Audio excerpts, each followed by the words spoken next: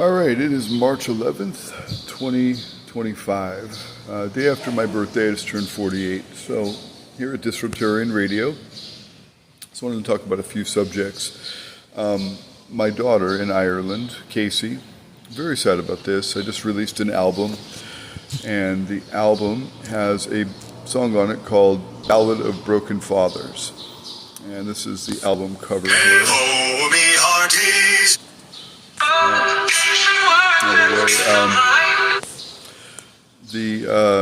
The song is about broken fathers, and there are so many suicides in the male population. So 400% more than the female population. Females will attempt suicide 400% more than men, but men will complete suicide 400% more than women. So 80% of suicides are men, 20% of suicides are women, and many, if not most, of those suicides with men have something to do with a custody battle or parental alienation.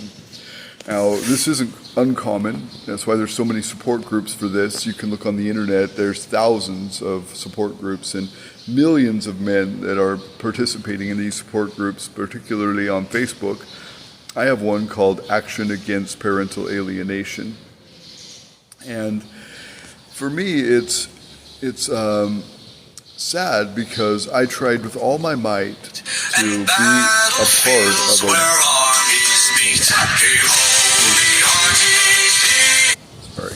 to be a part of my daughter's life, who I didn't try to have. I tried to prevent a pregnancy with this woman. I, begged her for 4 months to get an IUD.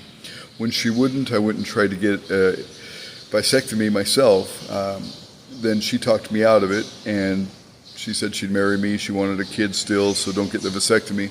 I have all the records. It's all on archive.org. So I want to be very clear, in case my daughter looks this up someday, that although I didn't try for her to be here, I did try to come back to Ireland.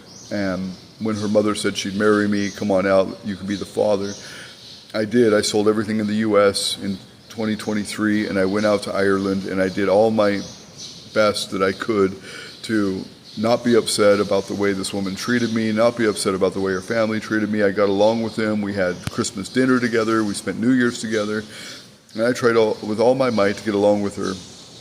And in the end, she was just unwilling. And in the end, I also found out she had lied and told everybody that I had tried to get her pregnant so I could get citizenship in Ireland, when the fact is that wasn't even the issue. The issue was she was going to marry me. She promised to marry me, and that was going to get me my stamp 4 to be able to work and have a business in Ireland.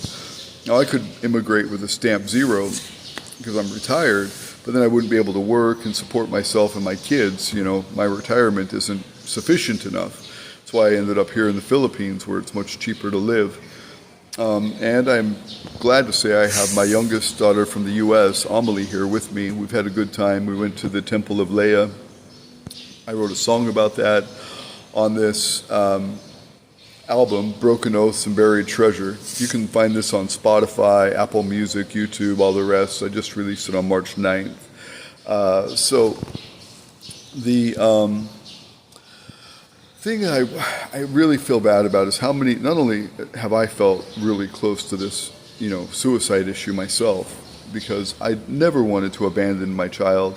I never wanted a child out of wedlock, right? I've got 4 children that came before my daughter in Ireland, and all 4 of them were born with my ex-wife. We were married for 2 years before my first daughter came. I always wanted to be married when I had kids. I couldn't stay with my ex-wife. She had this premise that, our relationship was toxic to her, that she couldn't work, she couldn't do this, that I was, commanding the helm and wasn't very fair to her. I disagree with that. She tried to go through school when I first met her before we married. I quit my cushy job at Microsoft. I went and got a job for Action Target doing construction so I could work twice the hours, so I could pay for her books and her clothing and our rent and our food and our utilities. The extra hours would have helped and would have made it possible for her to go to school. So I quit my cushy job at Microsoft to work construction. And then while I was out working construction in Louisiana, she was in Utah quitting school without even telling me, and then she went back to where her parents lived. Then we got married like a month later. But I was fully supportive of her getting a good job. She had a full scholarship at Westminster. I was fully in favor of her getting that education. I tried my best to.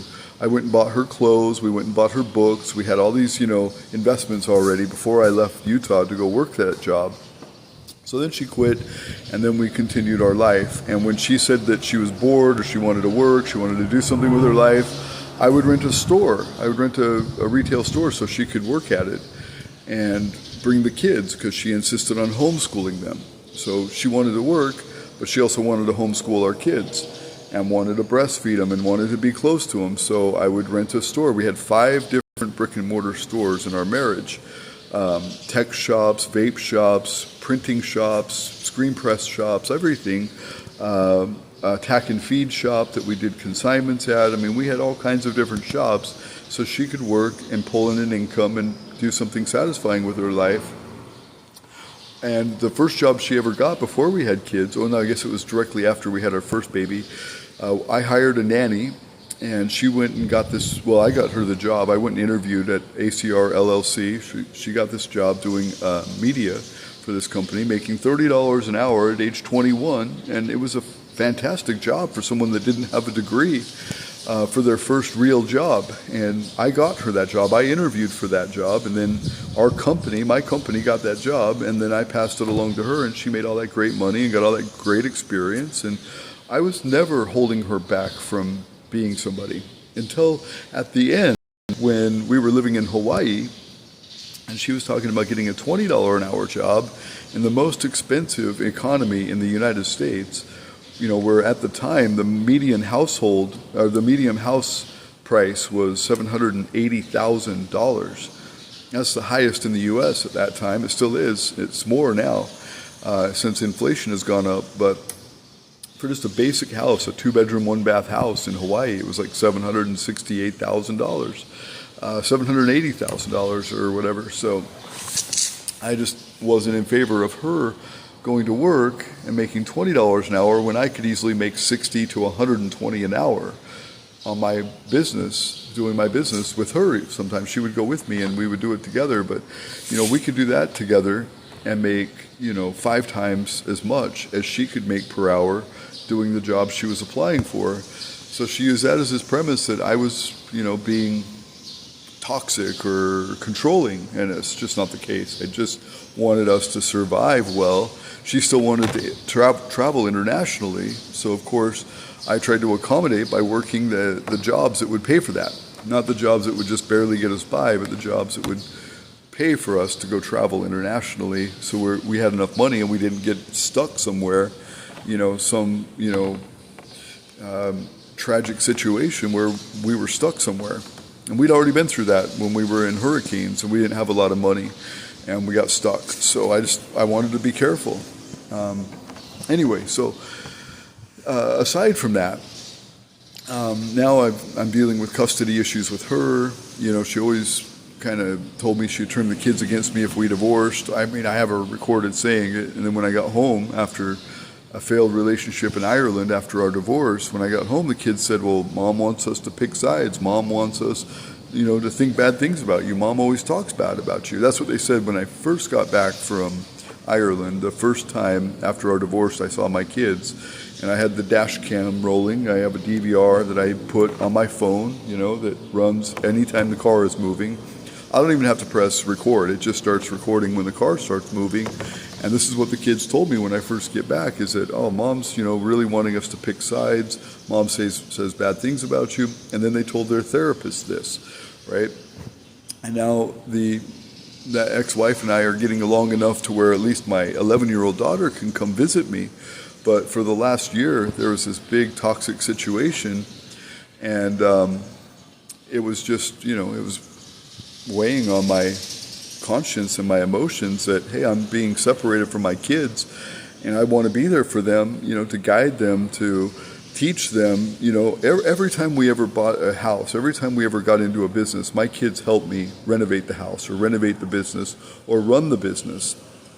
And I was always there to teach them. And then for the first time in their lives, I wasn't able.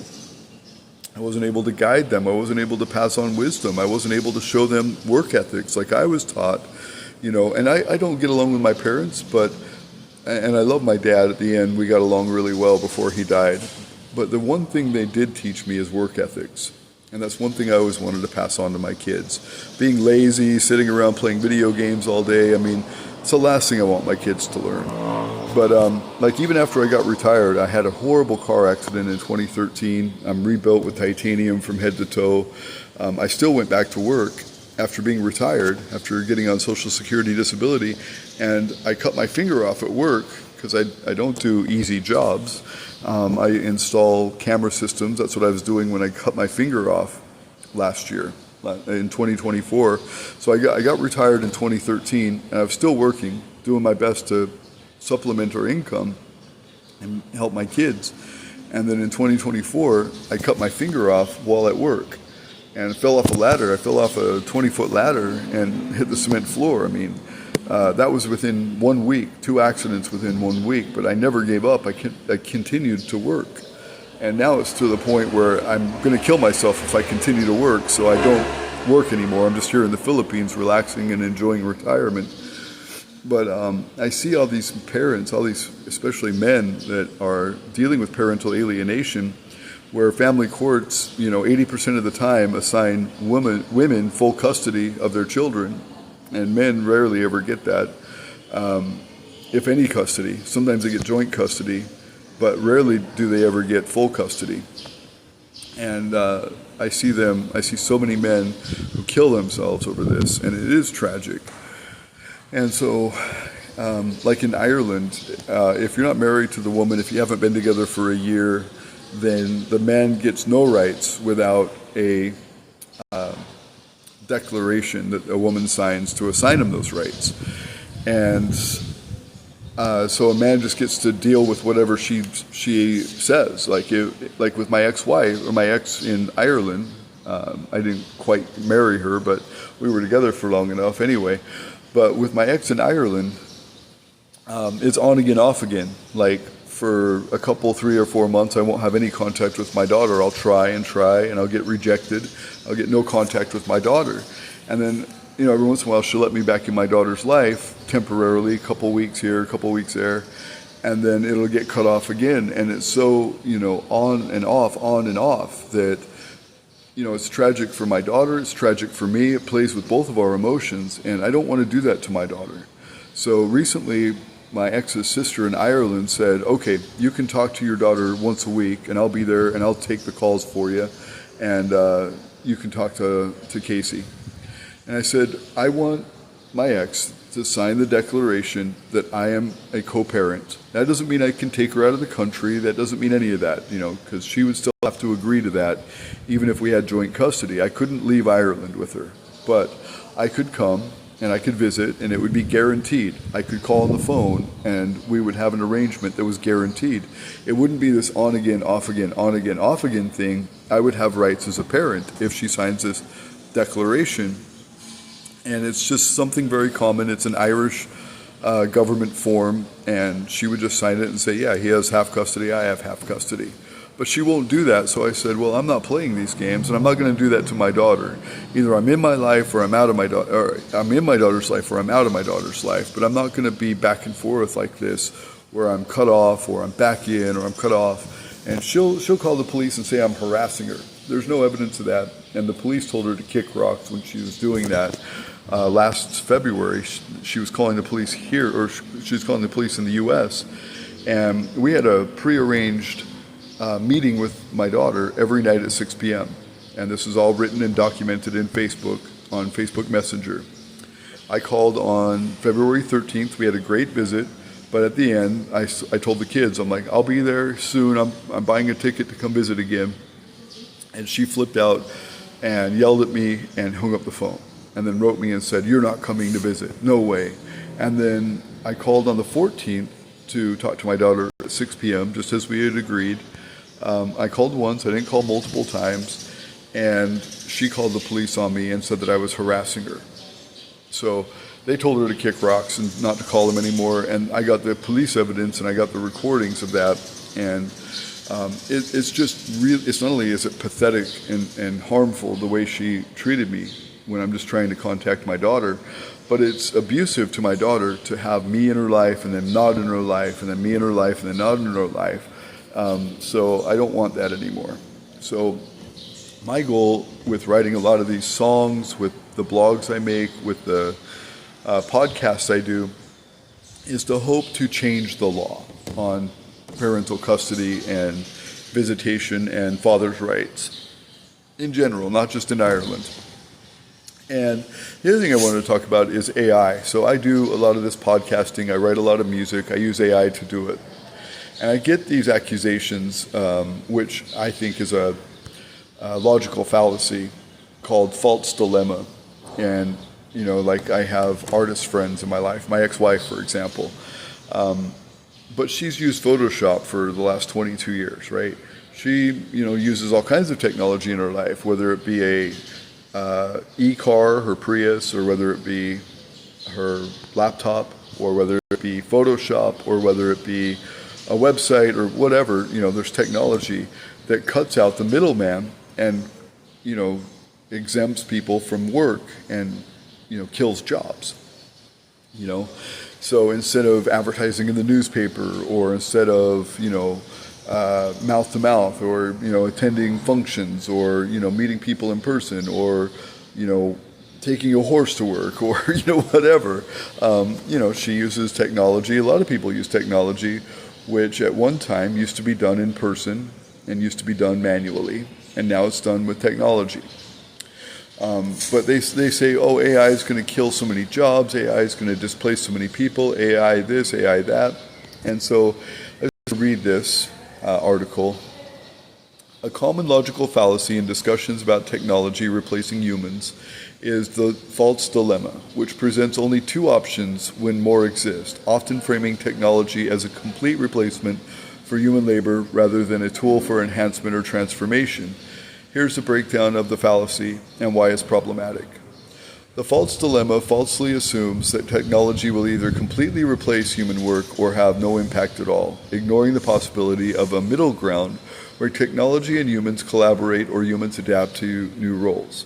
Examples, quote, AI will either take over all jobs or it will have no effect. Quote, if we don't automate everything, we'll be left behind. Quote, technology is either a threat to human jobs or a complete solution, unquote.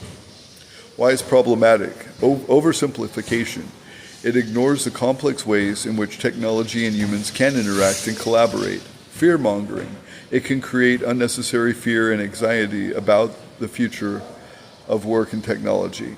Lack of nuance. It fails to acknowledge the potential for technology to create new jobs and opportunities, or for humans to adapt and thrive in a world with advanced technology. Misrepresentation of history. Technological advancements have historically led to job displacements, but also to the creation of new industries and new roles. Instead of focusing on replacement, consider transformation, how technology can change the nature of work and create new opportunities. Collaboration, how humans and technology can work together to achieve better outcomes. Adaptation, how humans can develop new skills and knowledge and thrive in a world of advanced technology. So I make this music, right? If you go to my website, I'm going to try to get there without killing the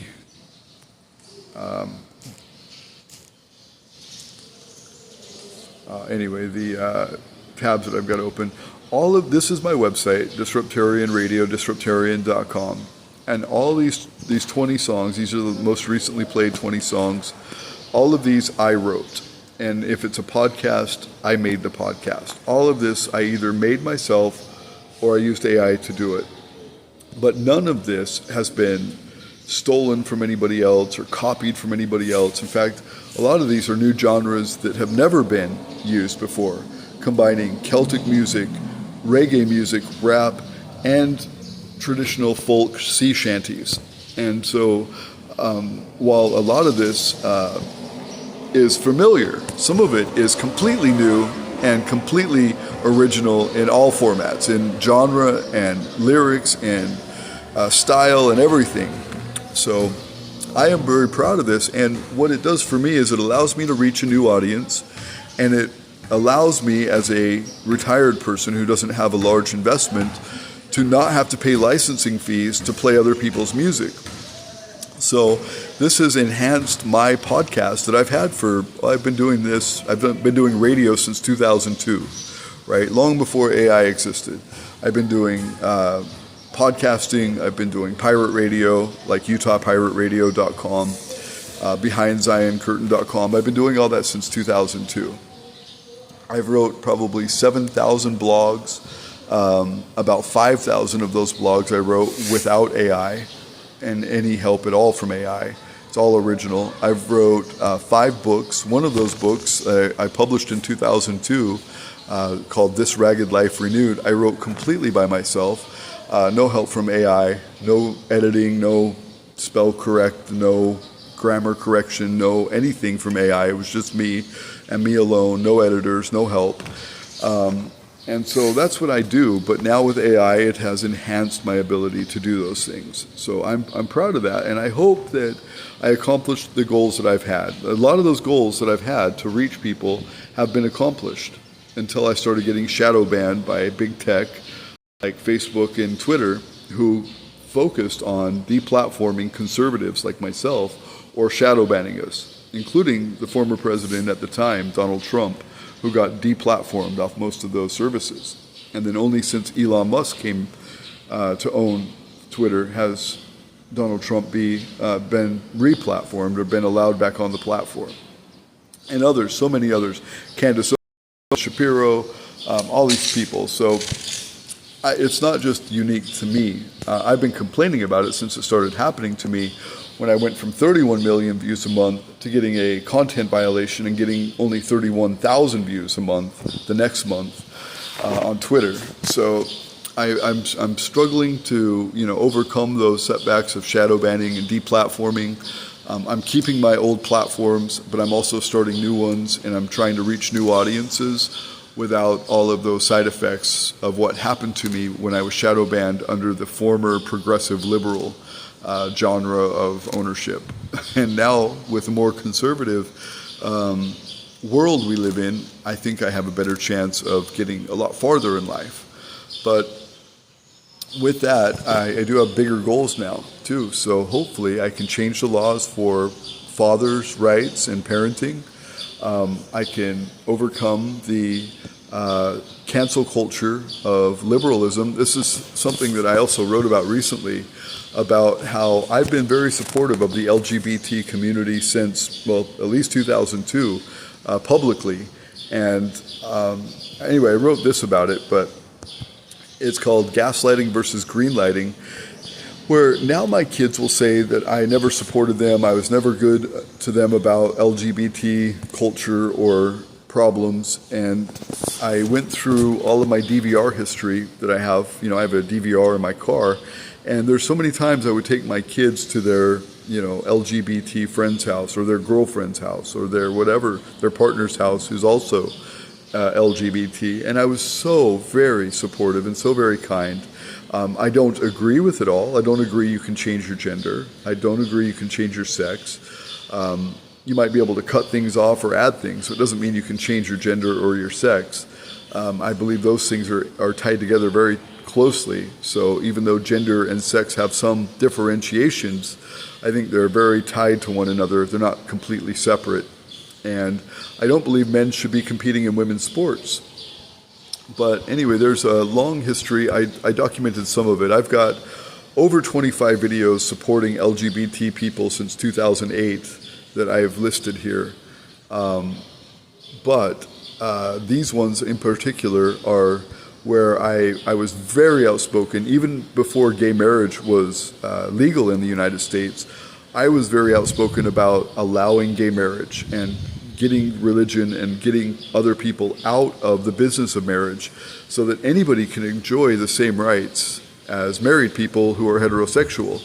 And, I was always talking about, and then when people would tell me, but the Bible says this and the Bible says that, and I went through and talked about the Old Testament versus the New Testament and how that is inapplicable and a logical fallacy, And so that was 2013, addressing LGBTQ plus teen suicide rates and the LGBT and the LDS church policies. That was 2011. Opposition to Proposition 8, which was opposition to gay marriage in California. That was me supporting gay marriage. So not only have I had all these public instances where I'm outspoken for my peer group are mostly conservative Christians, right? And I used to speak at Baptist churches. I was featured guest several times at Baptist church to speak about suicide rates and Mormon culture and other things. And so my peer group are conservatives and Christians, and yet here I am supporting gay rights and gay marriage, long before it was ever legal. And then I have all these private conversations that I had on my dash cam with my children where they say that I wasn't supportive, and then I look at those dash cam conversations and see that I was so very supportive. I would actually drive them to their LGBT friends' houses. I would remind them that Pride is coming up. I would be very supportive because I always allowed my kids to have their own identity. I never forced them to go to church. I never forced them to pray at the dinner table. I never forced them to read the Bible. I would hold church services, and I would never have my kids come with me unless they were like, Daddy, I want to come. But I would never be like, okay, you're getting in the car and you're coming with me. I was never like that. My family was like that with me. I never pushed that on my family. And then I took them all over the world. Like, all of my kids have been to 12 countries on 3 continents. And I just let them experience life and understand it from their own perspective and make their own choices. And now for them to come back at me and say, you never were supportive, you never gave us the support we needed with being LGBT. It's not true, and it's provably not true. And so I want to, diffuse that issue. And so that's part of what I'm doing with blogging. It's part of what this video blog is about. And anyway, I'm happy to continue to do this. Whether I get paid or not, I'm going to continue to blog and create media and create a counter to the current culture, which I believe is one-sided and toxic, promoting progressivism and liberalism and excluding conservatism. So just putting one more voice out there in the ether to counter the narrative. That's the whole point and purpose.